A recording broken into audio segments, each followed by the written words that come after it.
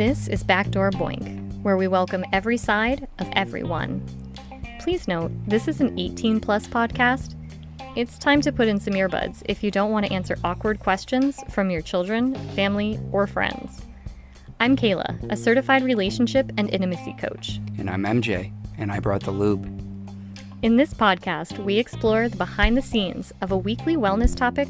Our goal is to help you feel good, be naughty. Thank you for checking out our After Dark, After Hours podcast. You can find more information, including our YouTube channel, social media accounts, events, Discord, and products at boinked.com.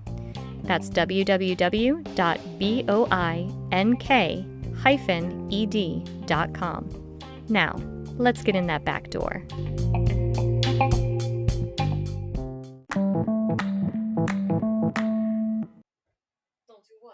Don't hit the button. I already hit the button. No. It's done. I'm not ready. The button has been pushed.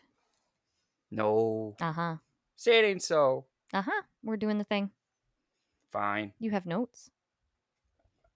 They're not your notes. They're not, but they're for reference. They're reference material. So quit your bitching. Fine. That really is true. They come to listen to you give me a hard time. No, they don't. I'm charging for that. Oh! Yeah, and there comes the OnlyFans comments again. So what are we talking about tonight? Apparently, OnlyFans. Save that for another time. Another time. No, we're talking about love languages.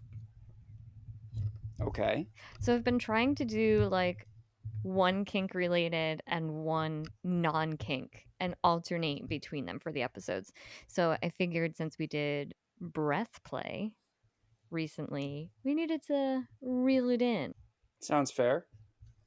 Plus, on that silly little Roblox game that we play, somebody built a Valentine's theme house and had all the love languages on the wall, and I was like, oh, we have not done that topic yet. So let's do that. I swore we did. But I don't think so. maybe we talked about doing it. We probably talked about doing it. It was on the list. Mm. So what's the first thing that comes to mind when I say love languages? Back scratch. You just got the most adorable little smile on your face. Well, I like my back scratched. You really do. You turn into a big baby, your shoulders curling, and you almost go into the fetal position and you're like little coos. So if that's the case, if that's the first thing you think of, what is your love language? How do you receive love best? This one kills me. Physical touch. It's hilarious. And quality time. And quality time. Okay. It's hilarious that the guy who doesn't like to be around people needs physical touch to be communicated love. If you're in the select group, okay. Otherwise, stay out of my bubble. You sound like the guy from Meet the Parents. If you're in the circle, you're in the circle of trust. Mm-hmm. And if you're not, you're not. I love that movie. And you? My love language? Wait a minute. What? Let me see if I can guess. We've had this conversation. I put the dishes away this morning. I let the dogs out. I fed you dinner when I came home. You did. Acts of service. Acts of service. To me, it communicates this like respect of my time and efforts and energy elsewhere that makes me feel loved. It's very precious, and I appreciate all you do with it. Nobody's buying that. I do. I appreciate being fed. All right, so what are the 5 love languages? We just hit on 3 of them. So that was physical touch, quality time, and words of affirmation. We didn't go over that one. We went over physical touch, quality time, and acts of service. So the 4th one would be words of affirmation. Right. And the last one? Gimme, gimme, gimme. Hey, we are not yucking anyone's love language. I'm not. But receiving gifts. Receiving gifts. Something as simple as a little Hershey's kiss. My mind immediately went to scat play. We're keeping it vanilla. We're keeping it vanilla. Keep the chocolate out of it tonight. What about yucking on yums? Yeah. Sorry. Okay. Yes. So those are the 5 love languages. And you can't stop giggling over there. You're trying so hard. So I was really, really surprised when I started to look into where these love languages came from because I feel like everybody's heard of it, right? Everybody's heard of love languages. Not everybody, but a vast majority. Yeah, I would think so. This was actually developed in 1992. Did somebody need to make a buck? No. So it was actually from a book written by Gary Chapman. And I did a little research on Mr. Chapman, but I will reserve that till the end because I don't want to skew anybody's opinion of this topic because it's been very effective. That right there would skew my opinion. Telling me you're going to save it till the end. Really? Mm-hmm. Maybe I just won't say anything about him at all. If anybody wants to know about Mr. Gary Chapman, they'll have to go search it up themselves. Yeah, they'll have to because you didn't leave me anything to. Nope, I even wrote the notes only on my page. I didn't want this to be about the author. I wanted it to be about the subject matter of the book. Okay. Did you read the book? Really? You gonna call me out like that? Yeah. You gonna call me out like Yeah. that? No, I haven't read the dang book, but now I'm gonna have to go read it. Just throw it in the pile with the rest of the stuff. What kind of relationship coach hasn't read this book? You're bringing to question all my credentials and all my self-worth right now. Wow. I mean, I took a class, but how is it that class didn't actually involve us reading the book? Wow. Okay. Great. I know what I'll be doing for the next 2 Millennia. weeks. Now I will make time for this damn book. Anybody have the Cliff Notes version? Cliff Notes version. Well, I guess that's what we can do. Yeah. That's what we're here to do. All right, so let's start with yours. Okay. Physical touch. So now we have to keep in mind that there are ways that you can communicate this as your form of communication of love, or ways that you can receive this. Like, this is the way I like to receive love. This is where it really clicks for me. So in your case, this is how you like to receive it, which means I have to really get better at it. So other than back scratches, Mm-hmm. receiving physical touch, like what does that look like to you and why does that speak love? I don't know why it speaks the way it does, but for me, it's something as simple as a hug. So Aww. we know Dee's all over that one. Yep. Whenever she sees me, first thing she does. But when I come home from work, just a hug and a kiss. I was doing really good at that for a while, like meeting you at the door You were. and making sure that I gave you a hug. Yep, you were. I did it today. Yes, you did. I had to think. Wow. Well, at least I know you're not keeping score. Little things in passing, just brushing your hand across my shoulders, reaching over when we're sitting on the couch watching TV. It just gives you warm, Just fuzzy feelings inside. Warm fuzzies makes me feel like I've not been forgotten, Okay. not neglected. Okay. Hugs, kisses, cuddling. And so, But let's be clear. yeah. I don't expect you to be on top of me, touching me all the time. Just the occasional reach. Hey, how you doing? Oh. There has to be thoughtfulness behind Mm-hmm. it. So I guess if that's the case, I guess it's kind of good that this is not the way that I naturally communicate love. Like, I'm not naturally a hang all over you kind of person. Otherwise, that might take away some of the sincerity of it when I do it. I know you need more of it. Yes, I can see that look. If that was the way you communicated love, I would change mine to quality time. You on that side of the table, me on this side. Okay. So your second you said was quality time. What's quality time for you? And hold on. Before I ask what's quality time for you, has that always been the case? That quality time was a version of how you receive love? I think part of that goes back to growing up with the close knit family, all of us hanging out on the couch, watching TV, watching movies, going and doing things, family time. Oh, that's nice. The imprint from when you were younger Mm-hmm. and lately, we have just been two ships passing in the night. Yeah, that's kind of where my mind was at when I asked, because we spent so much at the beginning of our relationship not being able to share quality time. It made it that much more precious. So I wasn't sure if that had a role in why you now list that as one of your forms of receiving love. Well, I think when we started, we worked two different shifts, For many, many years. many years. And we finally got our shifts adjusted, work schedules adjusted. And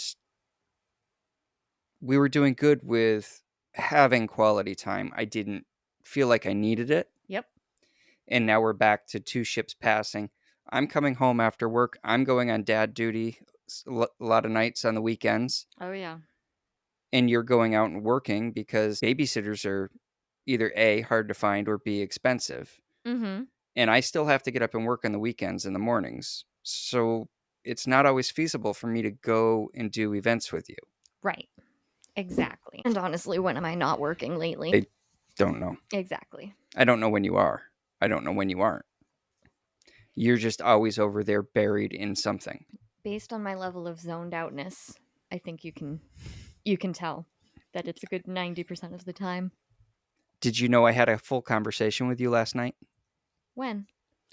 when we were on the couch before company came over? Exactly. Okay. Good thing I do those touch things. Because apparently quality time I'm bad at providing as well. I'm sorry. All right. Well, I explained a little bit about why my receiving love is acts of service. And I think it is a combination of making sure that you reserve what time we have as quality time. You know what I mean? By you providing acts of service, it is appreciating the time that I can spend with the kid or the time that I can spend on work. And it shows an appreciation for what I'm doing. And especially when it comes to Boink, because that is a labor of love currently, like purely love. So if you are taking other things off of my plate so that I can devote some time to it, it shows a level of support that I don't get elsewhere, that no one else can provide but you. Hey, I try to do little things. You do lots of little things and they add up to a great I try big and thing. help out where I can with Boink, with social media posts and fielding emails that come into the contact. Yeah, absolutely. But like we tell our kid when we're trying to pick up and she comes over and says she wants to help, you can help by doing the other thing. Yeah. It helps me that you cook dinner. That's an extra 30 minutes that I can wrap up something that I'm doing.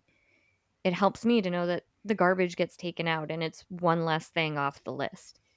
And I sincerely appreciate that.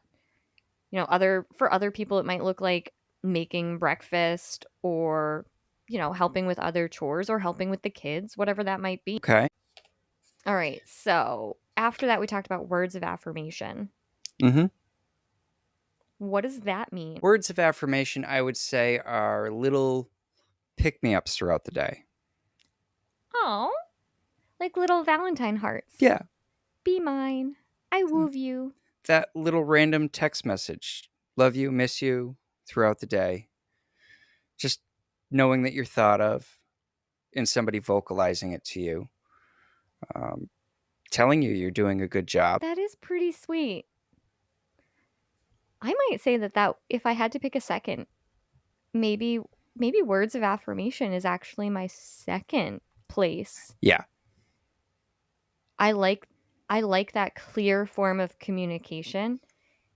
And the whole comment that you just made, like somebody saying that they're proud of you. Somebody told me that you said that. Mm-hmm. You went to a convention on my behalf because I was sick. So you represented Boink. And I met this person almost a year later. And they said, "Oh, I met your husband. And he was so proud of you and all of the work you were doing." And I just lit up inside. Absolutely glowing. And I believe we talked about this. This person walked through the doors, looked at me, looked around the room, saw that I was a fish out of water, and made a beeline for me. Yep. She said she had a way of cracking the hard shells. And she said he was just gushing about you. I was like, wait, are we talking about the same guy? Like, A, he talked to you, but then B, like, gushed? Like, come on. Apparently, she's a really good therapist. Like, Apparently. I'm sure I can dig up her information if anybody needs it. All right, so the last one is kind of controversial, I feel. The receiving gifts. The receiving gifts. I'm on the fence about that one. Just the face that you're making. No. That's, to me, what it, you know what I mean? Living in a material. I gotta sing at least once every episode because I have to sing multiple times a day. This is just me. Fucking deal with it. Okay. Okay. But no, seriously, it doesn't have to be anything material. It doesn't have to be like, well, I mean, yes, material in the tactile sense, but it doesn't have to be something that you paid for. No. It could be something that you made. It could be flowers that you picked off the side of the road. And for someone, it can come from a place of maybe not having previously. Maybe. But the way I read it, the way I see it, receiving gifts and it's got a little gift box with a bow on it, it just makes it feel, I don't know, weird to me. Think about the most thoughtful gift you've ever received. Mm-hmm. And we're not going to go into that time that I bought you your first gift that I thought I put so much time and effort and thoughtfulness into, and you fucking returned it. We're not going to go there. We're going to talk about whatever the most thoughtful gift is you've ever received. I believe we talked about that gift about 3 months ago, and you said, "Oh, thank God that thing was hideous." Anyway, It was but fucking hideous, but I put so much time and effort and thought into it. Anyway, think about the most successfully thoughtful gift you've ever received and how that made you feel. I think it's that level of thoughtfulness, not the price tag on it, not the rarity of it, the level of understanding it took for that person to find that particular gift and go, this was meant for you. Do you even have a gift in mind? Oh my gosh, what is that face? What's the gift you're thinking of? It wasn't that hard. What?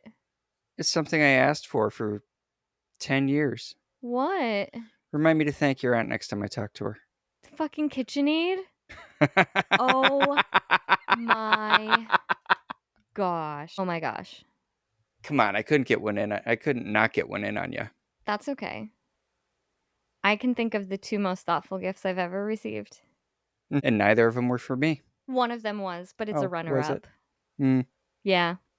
The most thoughtful gift I've ever received, and I think it's because I had no idea it was coming and I thought it was completely something else, was when my friend gave me a holographic fan, one of those folding fans that they have at like drag shows and they clap, clap, clap, clap. Mm-hmm.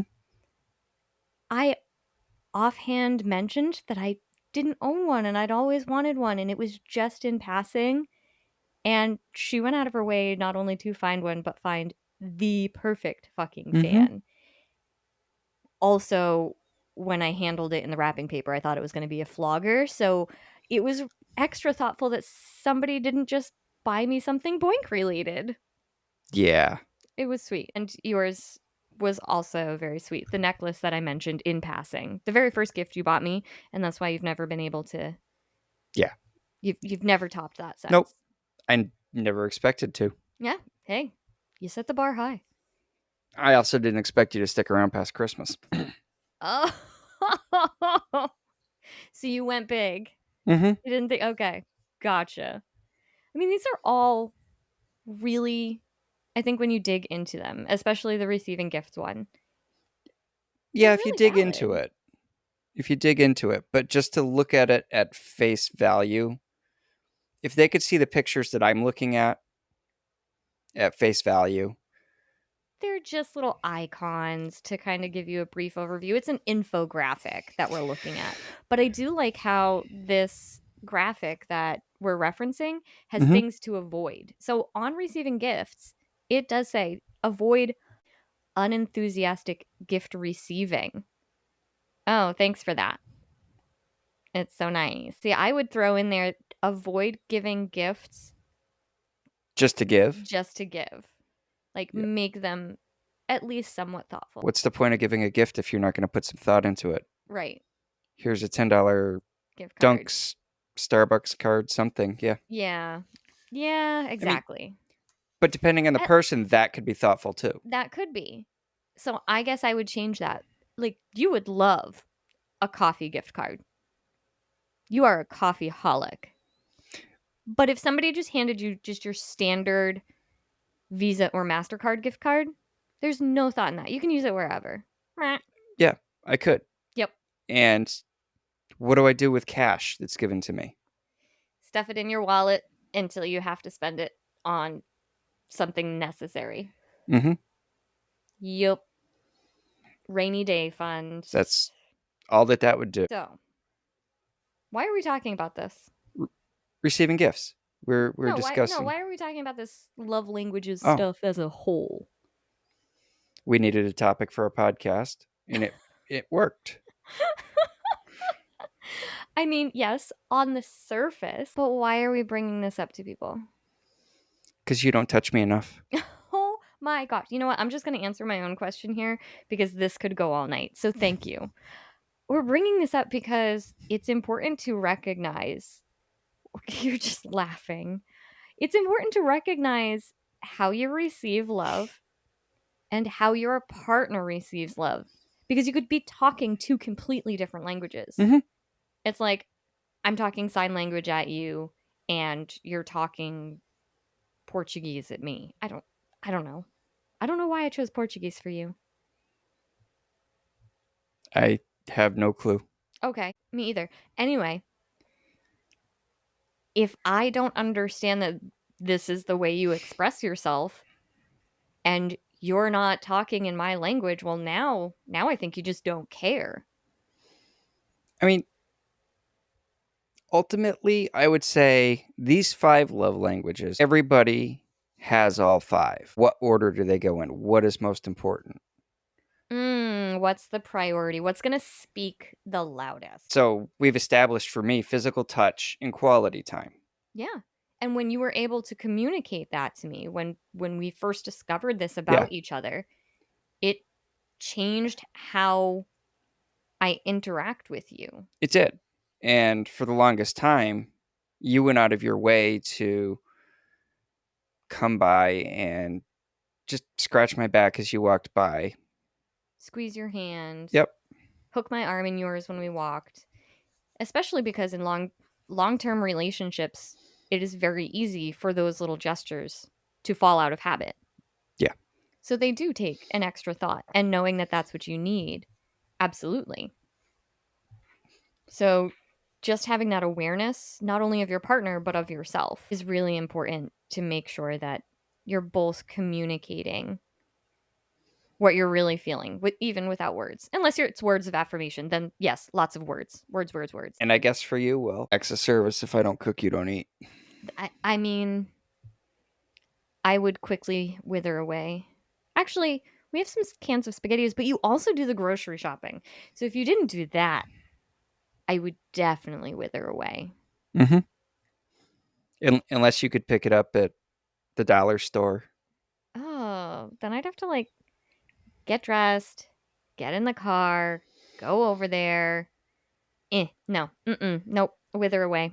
That's what would happen. Now, I do want to point out that these love languages, while they're important in romantic relationships, they can be important in friendships, family relationships, parents, children. Definitely. But I think that they would be altered a little bit, depending on the relationship. Oh, absolutely. Absolutely, but consider our child, for example. Touch, Physical touch, followed by time. followed by quality time. Yep. Mm-hmm. She wants cuddles, she wants hugs, and she has to remind me sometimes. We all have to remind you sometimes. You get lost. I get lost. I get lost. I do. Mm-hmm. I'm a workaholic, but that reminder is all it takes because I am happy to communicate how much I love you and how much I love that damn wildling. And it's okay to ask for love in the language that you need it. It is 100% okay. Then stop rolling your eyes at me. But it's so fun to torture you. Who, me? What? I'd never. So, 1992, though. I thought that this was a much, much older kind of philosophy. But if anybody's interested and you're not 100% sure what your love language is, or your partners are not sure what their love languages are, they do have a website. It's 5lovelanguages.com, and it's the number 5lovelanguages.com. And there's quizzes. Now, Mr. Chapman did kind of hitch all his wagons to this horse. There are like 40 some odd books after this. There love are. Love languages for your teen, love languages for work. Like it gets kind For of your bonkers. pet mouse. I mean, he did. But how long ago was 19? Yesterday. I like to think 1985 was yesterday. You're old. Sorry. Love you. Seriously, how many years ago was 19? Oh my gosh, 20. No, 30, 32 years ago? Uh-huh. So, it is older than you thought. Okay. But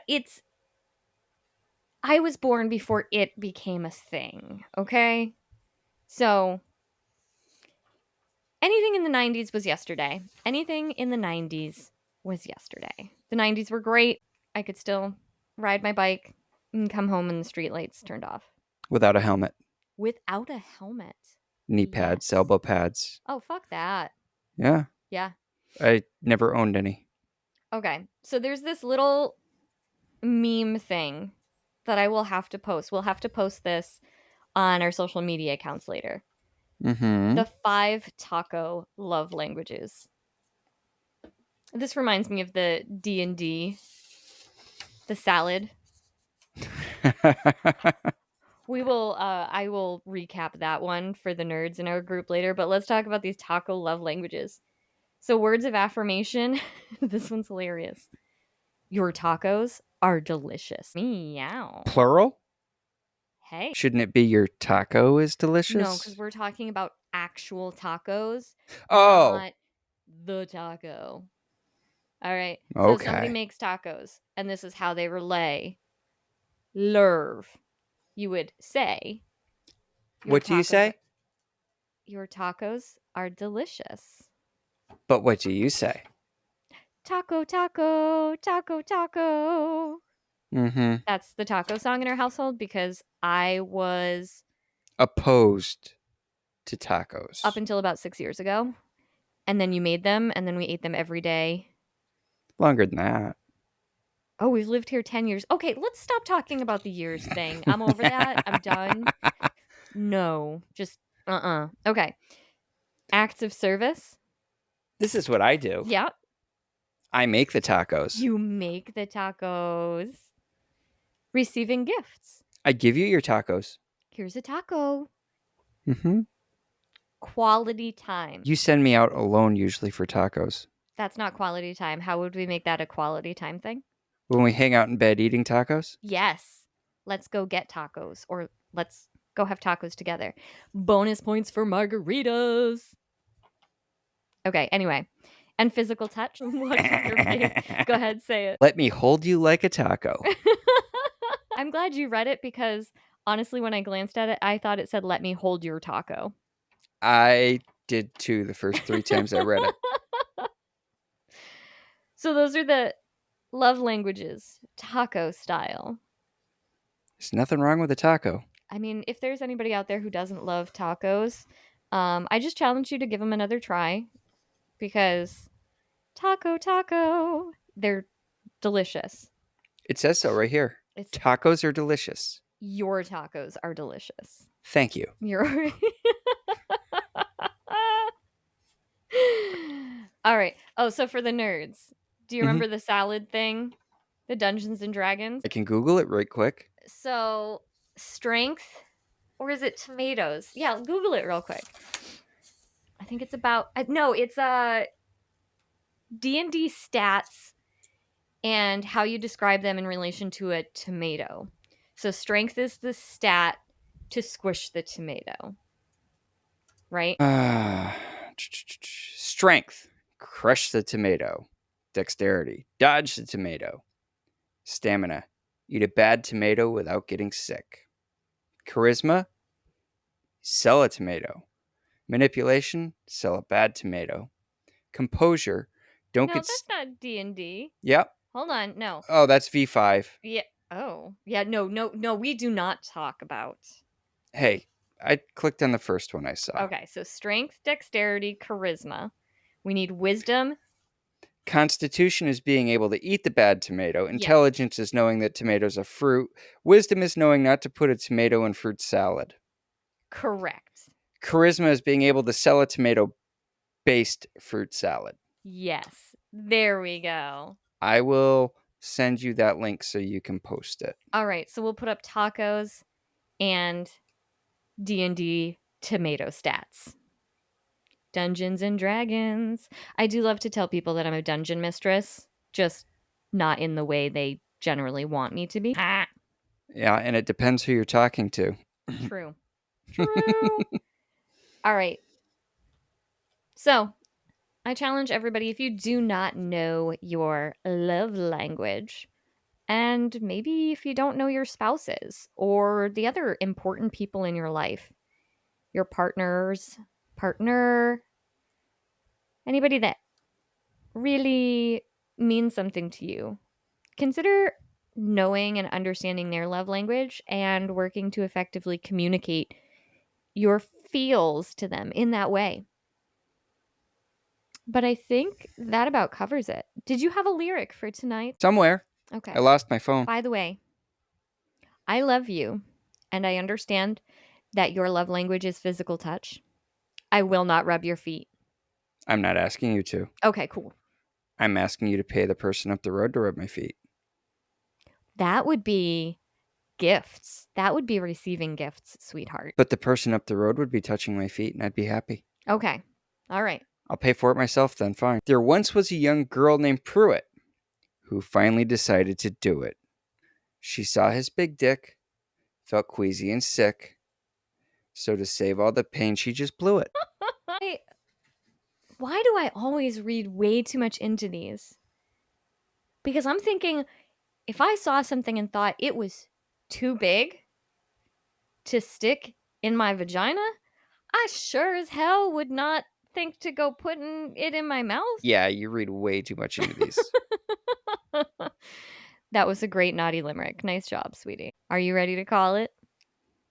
What am I calling it? A night? 2 hours ago. Okay, so say goodnight, everybody. Good night, everybody. Thank you so much for listening. We appreciate you more than we can ever express in any love language. So we'll just go with words of affirmation because that's all I've got. Thank you. Thank you so much. We will be back next week. In the meantime, stay you, stay beautiful, feel good, be naughty. Good night. Thanks again for listening to this podcast. I started Boink in 2022 with the goal to create a safe environment and culture for all genders and sexual orientations, to learn about and embrace every part of themselves and one another. We offer workshops, events, and various inclusive products, along with consultations to make sure we take a holistic approach to enhancing individuals' sexual satisfaction with themselves or their partners. I believe that when you accept yourself and your partner on the most intimate of levels, it filters out into your daily life. The World Health Organization recognizes this, saying sexual health is fundamental to the overall health and well-being of individuals, couples, and families, and to the social and economic development of communities and countries. So as long as you'll have us, Boink will be here. Kink-affirming, gender-blurring, sex-fulfilling. And you can find any of our details at www.boink-ed.com.